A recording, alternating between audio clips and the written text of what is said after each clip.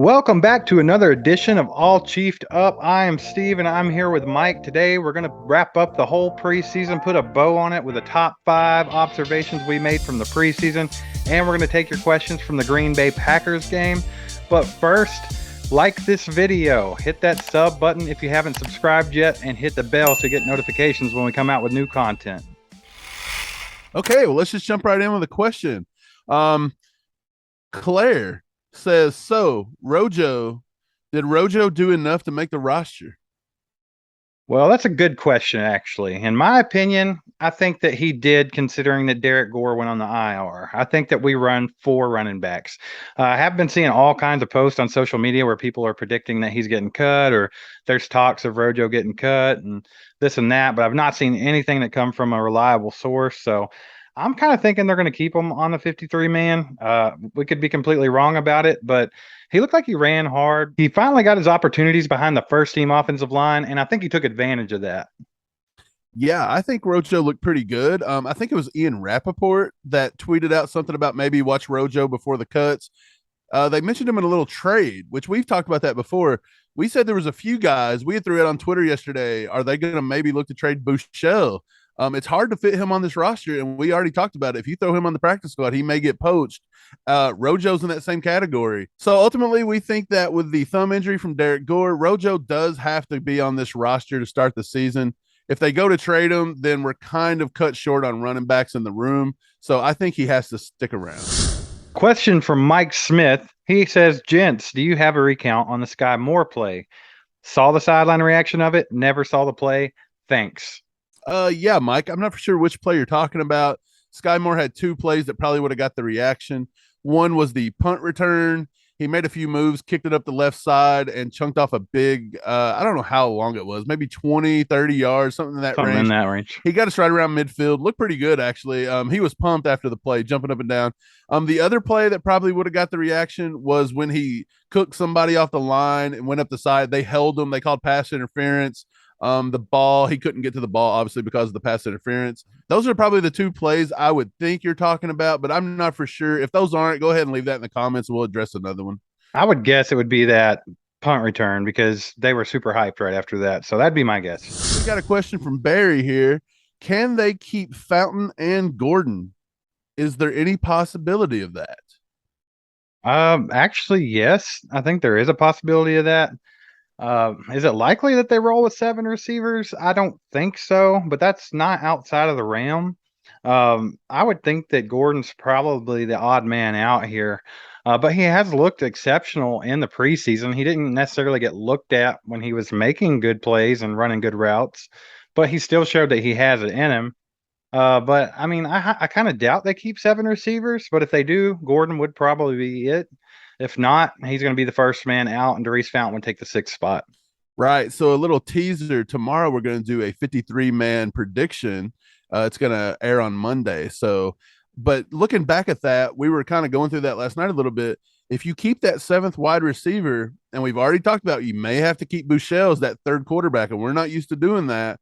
That then takes a defender off the roster, such as a Danny Shelton or Derek Nottie, maybe a Joshua Kando. You maybe have to cut Deion Bush on the safety ends. So if you keep that 7th wide receiver, you are really giving yourself a lot of problems. So I don't know if they'll be able to do it. And it looks like Watson and probably Fountain probably beat out Josh Gordon in the preseason if it were up to me. 2 questions from Scott Crosser here. He asked, what is the timeline on Yang, which means him coming back from the injury? I feel he is our best option at right tackle at the moment. Mike, you want to go ahead and answer that? We'll knock out a second one. Yeah, we're not super sure when Yang will be back. I think it's somewhere around, they're projecting somewhere between week 6, week 9, depending on, it's going to be a few weeks. He is on the IR, which means he has to miss 4 games no matter what. So you're not looking, best case scenario, week 5, week 6. The way Niang is and the way he stays injured all the time, and he's a big guy, so something that, with knees and hips and all that, your lower half, that's tough for those big guys to recover from and to get back to game shape and to be fluid. I would say if he gets back into game shape, best case scenario, week 10. That would be my guess. It's going to take a while, obviously. He's been out for a while. Lucas Niang, I mean, he's got an injury history. And it just really depends on how he's been working with his injury. He might have just been chilling all off season, eating pizza, watching Netflix. If that's the case, it's going to take a little longer. Even when he does come back and become available, who knows how long it'll take him to get back in the rhythm to take that starting job anyway. So, I mean, I think Lucas Niang, it's sad that we're trying to rely on him for that right tackle spot, but it looks like it's going to be a while, man. The next question from Scott Crosser: can Cory Coleman be placed on the practice squad? Short answer is yes. They changed the rules this year. They can have I want to say 2 or 3, maybe even 4. I'm not for sure. Some lower number, but you can have a guy that's accrued over more than 1 or 2 seasons. They can be veterans. And so then he asked, do you think another team would pick him up? He's looked good as the returner. And yeah, he has looked pretty good as the returner. That's also a reason we think that he's got a chance of sliding into that 6th, maybe 7th wide receiver spot if they was to take somebody. But ultimately, yeah, I do think they may just cut him or put him on the practice squad. Would somebody pick him up? It's a possibility. I can't really predict that. Yeah, I don't really know. I don't see Cory Coleman making it on this 53 man, but I mean, you can't really say he didn't deserve it because Cory Coleman's looked really solid the whole time, even throughout camp. I think that was a name that was getting kind of underplayed because he was playing good all off season, and we all know he was a great talent when he came out of college, but I just don't see him fitting on the roster. Steve, I got another one for you from Wayne. He says the defensive line is actually looking like a cut problem. Wide receivers too. Any thoughts on who they will keep? This seems to be the similar thing, and we do plan on doing a roster prediction video tomorrow, so we'll just touch on it lightly.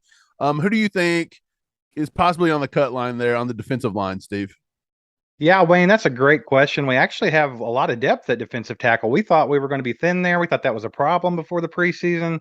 But actually, it ended up being there's a lot that is going on there. There's like a couple guys that are going to get cut that maybe earn their spot.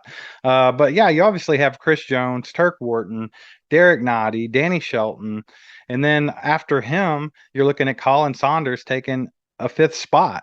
Yeah, Stallworth played good. He flashed. He looked great sometimes, but I just don't see any room for him. And of course, Matt Dickerson, there's no room for him as well. I think they'll probably stick with 5, it being those 5 that I just mentioned. Yeah, they usually just take 4, I think, but this year you may have to take 5. I wouldn't see why you would pick up Danny Shelton and then just cut him, but it's happened. Also, we did, that's gonna be the same thing with Stallworth. He looked good. Maybe they'll try to throw him out with some trade bait. I don't know what you could get out of him. We've talked about that. If we look at defensive ends, right at that cut line, there's 4 solid ones, and then that 5th spot, I feel like you have to take a 5th defensive end. But is it going to be Kando? Did he do enough? Is it going to be Malik Herring? Azur Kamara looked good, pretty good. So I Right. don't know. If I had to pick one right now, I would lean a little bit more to Kando because we spent the pick on him. Right. And then we touched on the wide receivers already just a little bit. That was a spot, before the preseason that we thought was going to be a huge battle, and you didn't really know what was going to happen there because there were so many options. But it's looking more and more clear to everybody that wide receiver 5, Justin Watson, and 6 is probably Darius Fountain. The only way that this becomes a thing is if they decide to keep 7 for some reason. And if they do, is it Josh Gordon? Is it Cory Coleman? Do they sneak Jerry Neely in? It's really up in the air there, but right now I'll put it at the solid 6. Okay, I'm going to ask a question right now. If you're Brett Veach and you had to make a decision today, just you, don't think about anything else. I just want your opinion. Do you cut Gordon or do you cut Fountain? Who do you take in as that 6th spot if you just can only take one, which is what it's looking like? I'm taking Darius Fountain just because of youth and special teams abilities. Josh Gordon had a good preseason. He actually looked like he was running crisp routes. He was getting separation. So, I mean, he's improving on his comeback here. I don't think Josh Gordon will ever be what he once was. It's going to be something different. And I still think that he's relevant to the NFL somewhat. But I think you have to go with youth and special teams in this scenario. We got one from Lego My Ego. We've answered one from him before. I like this guy. Good man. Good man. Thank God the preseason is over because we don't need any more injuries. We've had enough, and we've had some serious ones at that. I hope all the rookies can stay healthy. I can't wait to see Ross and what he will be able to contribute to this organization. Then to the question, what did you all think about Lee? Did y'all think he did enough to make the 53 man? Elijah Lee, yeah. Short answer, yes. He's probably going to make. Probably going to keep 4 to 5 linebackers. I'd say 5, and Lee's definitely on that. Yeah, I think Elijah Lee's actually going to be your starter. I think the starting linebackers are going to be Willie Gay, Nick Bolton, Elijah Lee. I think they're going to go with that veteran presence there. I would like to see Leo Chanel get to a place to where he can take that starting spot over. That way we got a young beast linebacker core right there. That'd be great. It'd be great for the Chiefs' future. But for now, I think they're probably going to be starting Elijah Lee. So yeah, I think he'll be on the 53 man. The last question, it's not really a question, it's a comment, but I wanted to feature it. Demario Parker, he says, I told you guys Jalen Watson was going to do his thing, big facts, but you said so many bad things about my boy from our Lucy C. Laney, them Wildcats. This dude has been a huge Jalen Watson cheerleader, and more power to him. He probably knows him, probably grew up with him, which is totally fine. I'm totally glad that he's got his back. Cousin, it's a cousin, second Yeah, cousin. is it? Okay. I Well, don't know. cool. Here's my thing. I just want to say we've been kind of tough on Jalen Watson from the draft, but only because we focused on DB so much, so much, so much. We've not said nothing that no other analyst has said. We've not made any more negative comments than anybody else. Spags even said the stuff we did and confirmed it. He was a little slow to break on the ball. That could be a problem. Other than that, we've never said anything negative towards any player on this roster, maybe besides Budo at certain points. But yeah, we don't root for anybody to suck or to miss the roster. So yeah, I'm glad you love, your boy Jalen Watson, and we do too. So no beef here, nothing. Like we just wanted to throw you out and show everybody that you have been a big supporter of Jalen Watson, and we commend you for that. Props for getting us together on that one because I actually said he was definitely going to be a practice squad guy just because he played slow. And then I think it all started with that. Everybody's like, he's not slow. He ran a 4.3 or 4.440 or whatever it is. And I was like, oh, well, we never called him slow. I just said he plays slow. Then Spags was talking to the media and confirmed that he saw the same thing. Like, hey, Jalen just plays a little slow. We got to get him up to speed. And I think that's what, got a little fire under his butt. And I think he knew that was the thing. And he got out there and started doing what he could do to change that. And he started looking good, man. And I mean, I'm all for Jalen Watson being on this team right now because he looked excellent in the preseason. So I'll eat my words on that one. But yeah, we never said anything that no one else was saying. All right, guys, the preseason is a wrap. It is right here. We're at the beginning of the season. We've been waiting for this for a long time. Super excited about it. We saw a lot of stuff going in the preseason, a lot of talk about the preseason, off season altogether. I mean, it's all we've done: analyze, watch tape, talk about scenarios. But here we are, man. After the preseason's over, 3 good games against the Bears, the Commanders, and the Green Bay Packers. We got 5 observations that we think are the biggest that we've made from the preseason, and that's what we're going to go over with you right now. Yeah. So the number one observation on our list, the first team defense looked really good when given the opportunity. A lot of young guys out there, a lot of new faces out there. But the preseason, they pitched a shutout for the entire preseason that the first team was on the field. So the defense, I think, is the story right now. Absolutely. The veterans looked solid. Chris Jones looked like Chris Jones. Frank Clark didn't do anything spectacular, but he's a little bit different look this year, a little faster, a little smaller, but he still was solid while he was in. So yeah, Nick Bolton looked good, of course. Willie Gay looked athletic and good. I mean, all the veterans were doing their thing. There's a lot of young guys on this team, though, even on the first team. So there was a lot to watch, and I think that they lived up to what we think. It just looked like an overall faster defense. They swarmed the ball. It's a lot to be excited about. I still think that this defense is going to be one of those that you got to be patient with. It could take 6 weeks, 7 weeks for them to really get comfortable and ready to go 100% because they are so young. But just be patient with it, and I think we have a lot to be excited about. Yeah, so many new faces, so many rookies, things like that. We tend to forget Justin Reed too. He has looked amazing. Oh yeah. He's fit in seamlessly where Honey Badger left off, and I think he's going to prove to be a good pickup. So we'll jump right into number two. Number two, the first team offense with Andy Reid is notorious for doing nothing but vanilla play calling in the preseason. But the first team has been super efficient. We haven't needed Tyreek Hill, no matter what anybody says. We've all said that the wide receivers got deeper and better without Tyreek Hill. They proved it. Mahomes, I think he had 3 passing touchdowns for the whole preseason. Didn't even play a single snap in the last one. So, yeah, I think the offense efficiency is a story so far. Yeah, for sure. It's a lot of new faces once again, so patience is going to be key. But I still think they didn't really miss a step here. I mean, Tyreek Hill's gone for sure. We don't have the one in a generation guy that can just break off at any moment for a 70-yard touchdown. But we kind of do at the same time because we can still stretch the field a lot and open up the middle of the field because MVS is almost just as fast as Tyreek Hill. Sky Moore is almost just as quick inside small spaces as Tyreek Hill. So yeah, they're not morphed into one person like him, but we still have all of those good traits in other players. And we have some guys that can take care of the middle of the field. Still have Travis Kelsey, the best tight end in football, one of the best receivers in football. And then we also have Sky Moore in there as a rookie who can work the middle of that field in the slot. And then Juju Smith Schuster, who has looked great so far. If he can stay healthy, he's going to have a monster year. So, yeah, super excited about it. And I think that's a big takeaway from the preseason is that the offense didn't miss a step. It's still an Andy Reid and Patrick Mahomes offense. Observation number 3, the defensive line I thought looked really good. And we've talked about it and alluded to it. This cut is going to be really hard because these guys that we thought may have just got cut, or these little pickups like Stallworth and Shelton, and we brought in Dunlap. We've made this defensive line like a featured spot on this team. We thought it was going to be like a hindrance, but yeah, the D line has looked solid. I think that has been a story. Yeah, it's definitely a huge observation from the preseason because we thought that there was going to be a sore spot at defensive tackle. We didn't really know what was going on with the defensive ends. And now, if you look specifically at tackle, even the guys that you would consider lower level, like Stallworth and Dickerson, they still looked good. Colin Saunders, he looks better than ever, and he's definitely probably going to make this team. And then you kick it out to the ends. Now you got Carlos Dunlap, you've got Frank Clark. George Karlaftis has looked excellent in the preseason, and he's only going to go up. His ceiling's super high. The ones that you're probably looking at on that cut line there is Joshua Kando.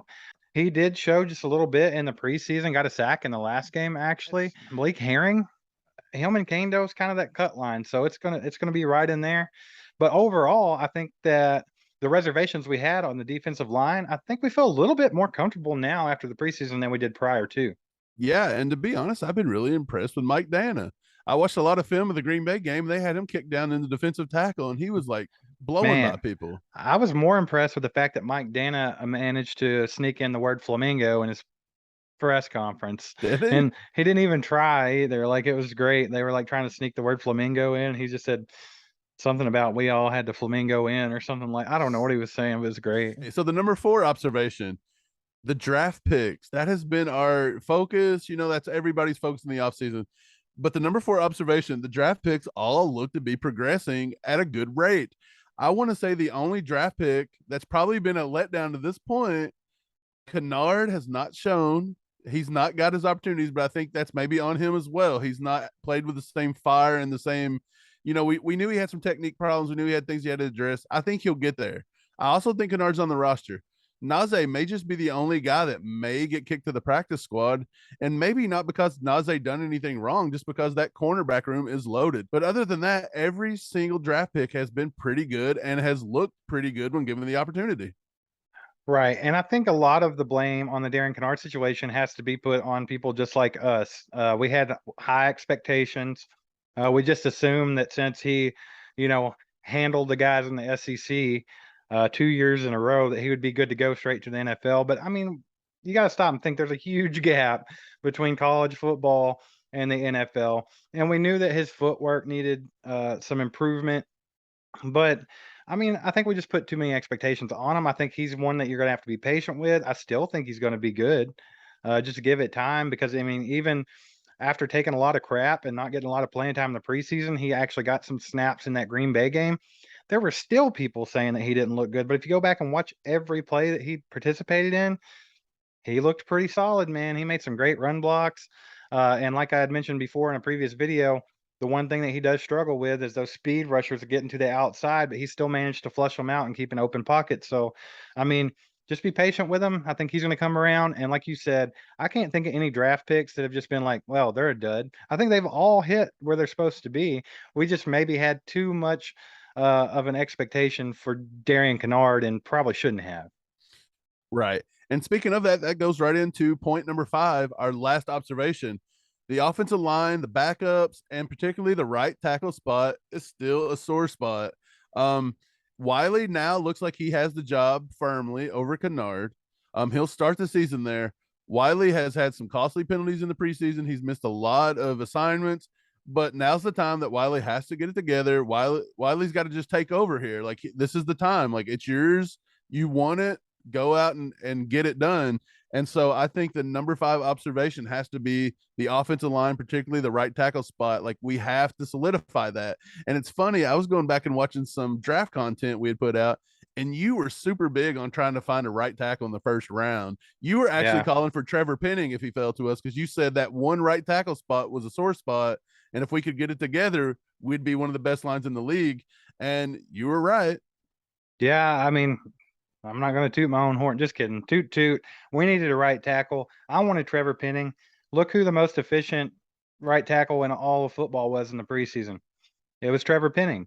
Yeah, he's got a nasty attitude and maybe, a little controversy with him, but I wanted somebody that could come in and just solidify that offensive line because, I mean, in hindsight, we ended up getting Pacheco late, and he's going to contribute big time. We got good running backs. We got a good team all around. We got to protect Mahomes. We got to open up holes for these runners. I really wish we would have done that, but I mean, at the same time, you were at risk of losing McDuffie or Karlaftis at that point. So, I mean, obviously everything's perfect in hindsight, but yeah, I did call that one.